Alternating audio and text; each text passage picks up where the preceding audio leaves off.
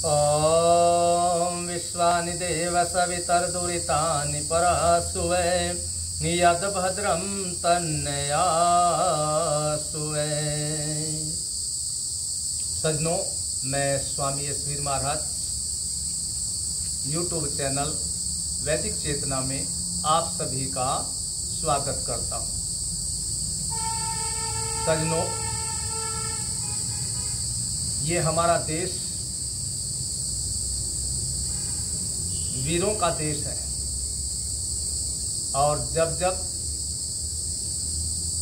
देश और धर्म के ऊपर आपत्ति के बादल मंडराए, तभी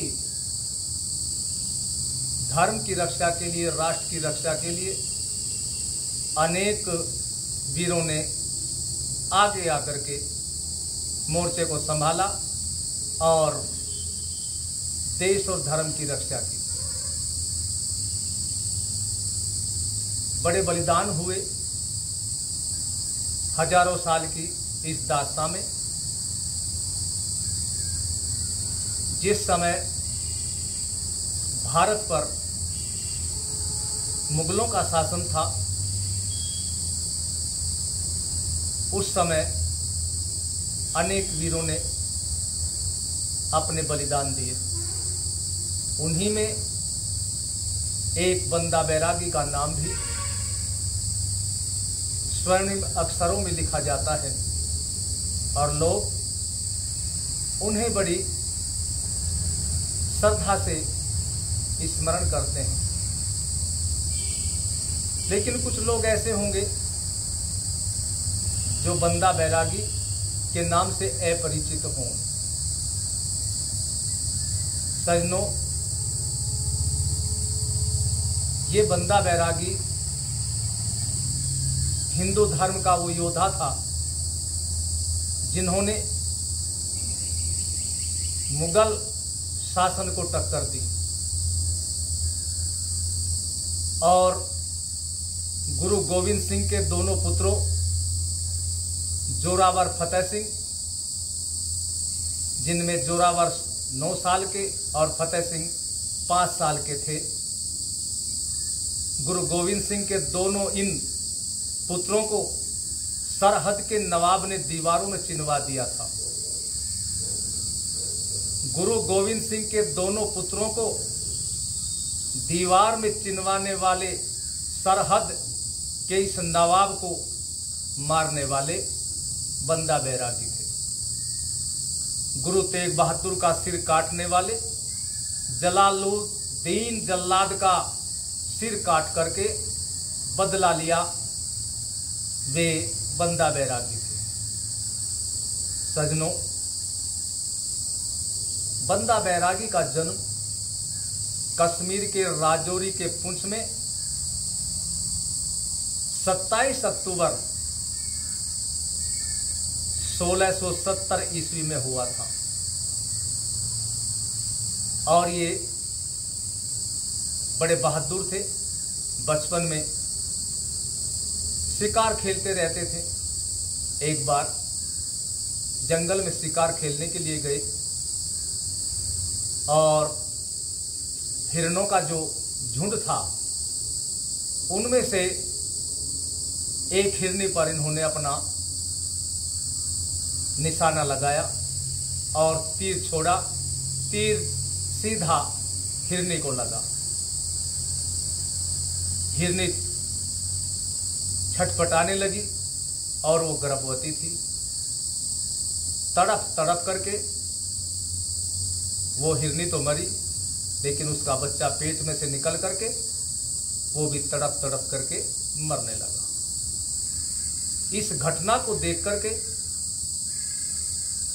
बंदा बैरागी बड़े विचलित हो गए, पश्चाताप करने लगे कि मेरे हाथों से ये क्या पाप हो गया, जबकि शिकार तो पहले भी किया था। लेकिन जब किसी के जीवन का परिवर्तन होना होता है तो एक छोटी सी भी घटना है उनके जीवन को बदल देती है। तो बंदा बैरागी ने पश्चाताप किया और वहीं प्रण किया कि आज के पश्चात मैं कोई शिकार नहीं करूंगा, और अपने हथियार फेंक दिए और फिर अपना सारा जीवन परम पिता परमात्मा की आराधना में लगाने का निश्चय कर लिया और जंगल में तपस्या करने लगे। उसी समय मुगलों का अत्याचार पंजाब में बढ़ता हुआ जा रहा था। गुरु गोविंद सिंह के दोनों पुत्रों को दीवारों में चिनवा करके मरवा दिया गया। गुरु गोविंद सिंह की माता जी को भी मरवा दिया गया और बहुत वीर जो गुरु गोविंद सिंह की सेना में थे उनको मरवा दिया गया, क्योंकि मुगलों की शासन शक्ति अधिक थी। तो गुरु गोविंद सिंह बंदा बैरागी के पास पहुंचे और इनको बड़ी मुश्किल से युद्ध के लिए तैयार किया, क्योंकि ये निश्चय कर चुके थे बंदा बैरागी कि मुझे तो अब अपना सारा जीवन परम पिता परमात्मा की भक्ति में ही लगाना है। लेकिन गुरु गोविंद सिंह के विचारों से प्रभावित होकर के ये युद्ध के लिए तैयार हो गए। तो गुरु गोविंद सिंह ने इनको तीर और धनुष बाण दिया, आशीर्वाद दिया, शिक्षा दी और गुरु के आशीर्वाद को लेकर के बंदा बैरागी पंजाब की तरफ को बढ़ा। ये आज का जो पंजाब है ये उतना पंजाब नहीं था, ये सारा हरियाणा और उत्तर प्रदेश का भी कुछ भाग इस क्षेत्र में मिलता था जिसको पंजाब कहा जाता था। और इन्होंने मुगल सेनाओं को युद्ध में पराजित किया और कितने ही युद्ध हुए, सारी विजय श्री बंदा बैरागी के सिर पर बंधी, यानी सभी युद्धों में बंदा बैरागी विजयी रहे।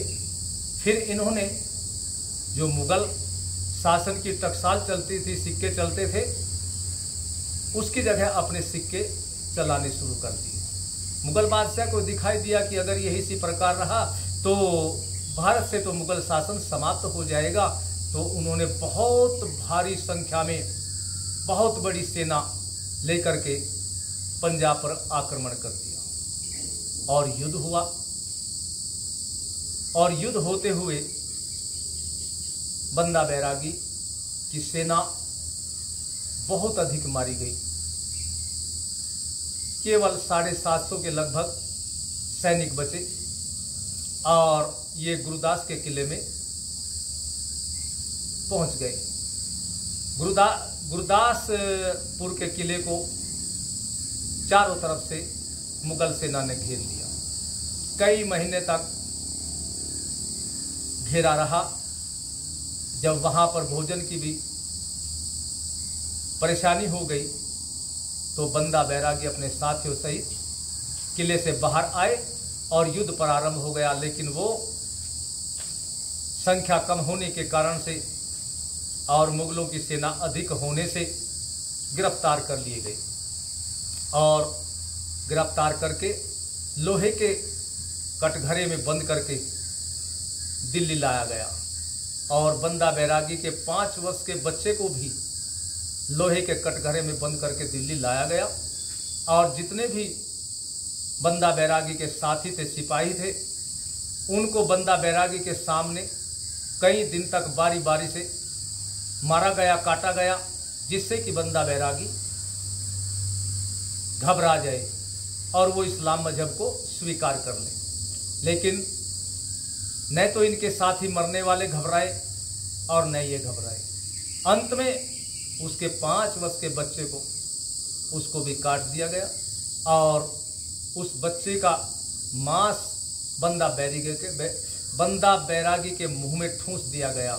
लेकिन वो फिर भी नहीं घबराए और गरम सरिया करके बंदा बैरागी के शरीर में घुसेड़े गए और गरम चिमटे से बंदा बैरागी की खाल को नोचा गया। अब ये देखिए, ये कहना सुनना इतनी बड़ी बात नहीं, लेकिन जिसके ऊपर ये इस प्रकार के अत्याचार हो रहे होंगे उस महापुरुष के ऊपर जो बीतती होगी वही जाने। बंदा बैरागी का शरीर हड्डियों का ढांचा मात्र रह गया, लेकिन वो तब भी नहीं घबराए। फिर बंदा बैरागी को हाथी के सामने डाल दिया गया और वो कुचल दिए गए और वहीं उनके प्राण पखेरु उड़ गए। 9 जून सन 1716 ईस्वी को बंदा बैरागी का बलिदान हो गया। सज्जनों, आज 9 जून को उनका बलिदान दिवस भारत के राष्ट्रवादी लोग मनाते हैं। तो मेरा आप लोगों से इतना ही कहना है कि हमें इस बलिदानी परंपरा को रोकना होगा और राष्ट्र और धर्म के लिए अपने जीवन को बंदा बैरागी की तरह लगाना पड़ेगा। यदि ऐसा आप लोग कर पाए तो आप लोगों का बहुत बहुत धन्यवाद होगा और मेरा भी आप लोगों के बीच में रखना ये विचारों का परिश्रम सफल होगा। इन शब्दों के साथ मैं अपनी वाणी को विश्राम देता हूँ। ओम शांति शांति शांति ओम।